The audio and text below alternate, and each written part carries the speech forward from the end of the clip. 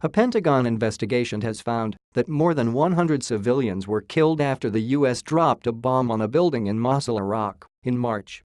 The probe found that the U.S. bomb triggered secondary explosions from devices clandestinely planted there by ISIS fighters.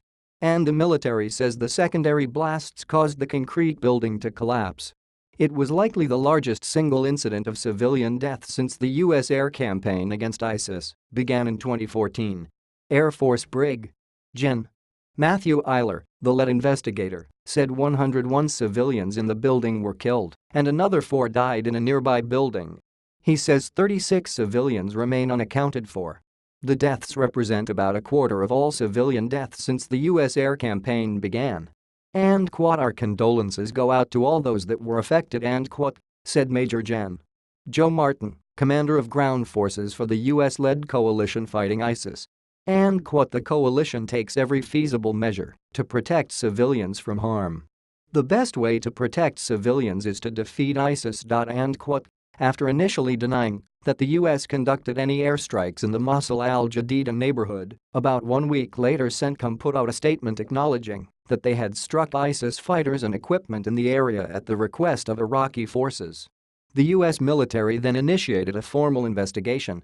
Local residents reported that upwards of 200 people were killed in the strike, but the U.S. military has confirmed that between 137 and 140 civilians were likely present at the time of the strike. Even the lower estimates of civilian deaths will likely make this the deadliest U.S. airstrike against civilians since they began flying in Iraq again in 2014, possibly even since 2003. The investigation has been complete for days now, according to 3 U.S. military officials. The official said the findings include that the U.S. did strike the building and civilians were among the dead, but that the building was leveled because of explosives that ISIS had put inside. None of the 3 officials could say whether the explosives were just being stored there or the place was rigged to blow up. The building was in a densely populated area in western Mosul. A few weeks after the strike, the commander of the U.S.-led coalition in Iraq and Syria said that the U.S. probably had a hand in the civilian casualties, but added that ISIS may have gathered civilians there and planted explosives to cause the building to collapse.